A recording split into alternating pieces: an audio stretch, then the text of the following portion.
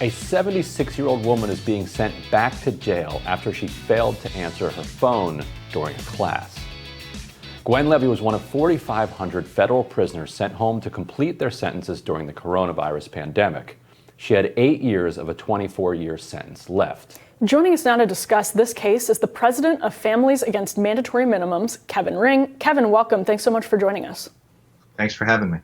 Can you tell us more about this case and more about the woman at the center of it? What exactly is going on here? Yeah, it's really crazy. Gwen Levi was serving a 33-year sentence for a first-time drug offense.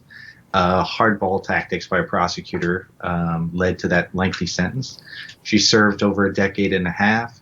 Because of COVID, Congress passed the CARES Act that allowed Attorney General Barr to let a lot of low-level offenders out who had served more than half their sentence, and Gwen was one of them. So she'd been home for about a year, doing everything right. She was becoming an advocate, caring for her 94-year-old mother. And one of the things she was doing to become an advocate was taking computer classes. Obviously, she didn't have a lot of those skills in prison. So she was taking this computer class at through a nonprofit advocacy organization. And she was out of touch when they tried to reach her because it was in a former police station. Her ankle monitor scrambled. They tried to reach her. Her phone was dead. And so they were treating her as an escapee and sending her back to prison for the rest of her sentence. It's absolutely crazy. And so what? They were claiming that she didn't have the right to attend this class. She hadn't notified them. What's the technicality that they dragged her back to prison on? Sure. When you're on home confinement, you're wearing an ankle monitor, and you can't do anything without permission. You have to give a schedule ahead of time so that they can track your movements. And so she thought she had permission because she got verbal approval from her case manager. So she had been to this class before even. But when she went this time and they tried to reach her, she didn't answer her phone. And so why, Kevin, why doesn't verbal approval work here? I mean, I'm sure that you have argued this on her behalf, and you getting into the details of this obscures the kind of moral obscenity that it is on a grander scale, but I am curious about the details.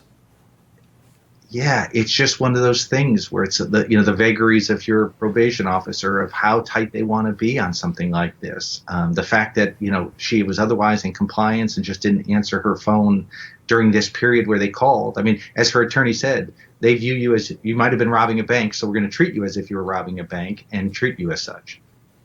So, how representative of the broader issue with mandatory minimums is this particular case? I believe that Gwen had been convicted for dealing heroin, as you say, in a 33-year sentence. That's, I mean, in and of itself is sort of a remarkable statement on what the system looks like. But how representative of the broader system is this case study?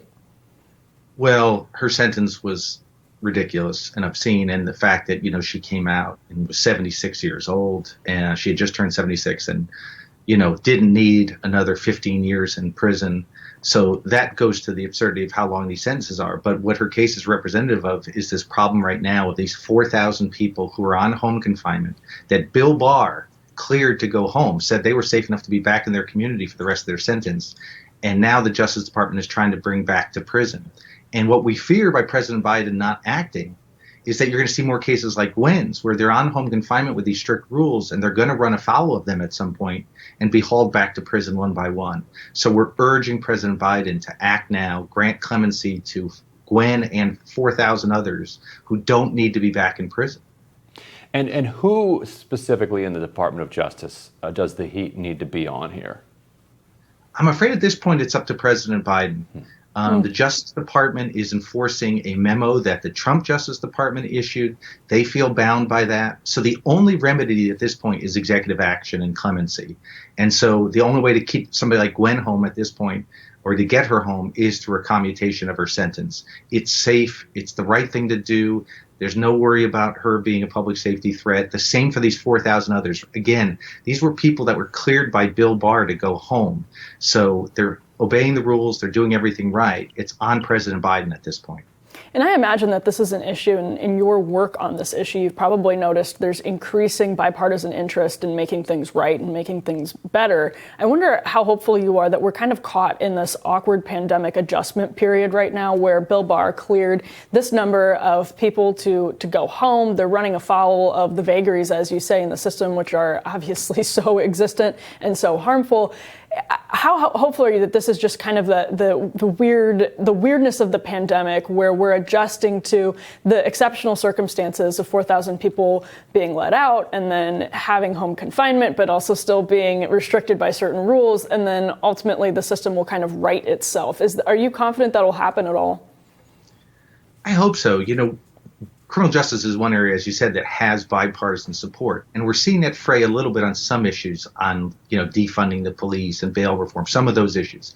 But when it comes to lengthy sentences for low-level offenders like a Gwen Levi, there's broad support for some relief and some common sense and rationality to our sentencing laws. And so whatever differences exist, there should be commonality when it comes to keeping 4,000 people home who have already been home for a year. Right. So there's no worry about, if they get out, they might reoffend. These are people who have already been home, reestablished connections with their families. Some have started college. So this isn't right or left at all. This is right or wrong. And it's really common sense. So I would hope that there'd be broad bipartisan support for the president taking action. And Kevin, I want to get your take on this. For people who are wondering, what they can do to influence Biden's decision here, believe it or not, the White House staff actually is influenced by social media and particularly by Twitter. So if people were going to speak out on this to try to get the issue in front of the White House, how would you suggest that they frame the point that they're making? And what's the specific program that you're talking about here?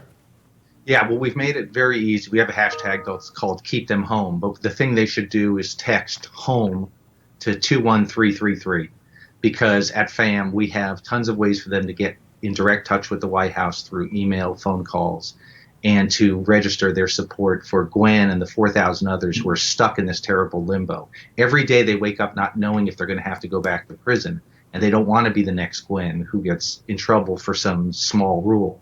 So they can get on Twitter, use the hashtag Keep Them Home, and again, text HOME to 21333. Kevin, thank you so much for your time this morning. Thank you for having me and bringing attention to this issue. Absolutely. Well, next on Rising, President of the Association of Flight Attendants, Sarah Nelson, joins us. Stay with us.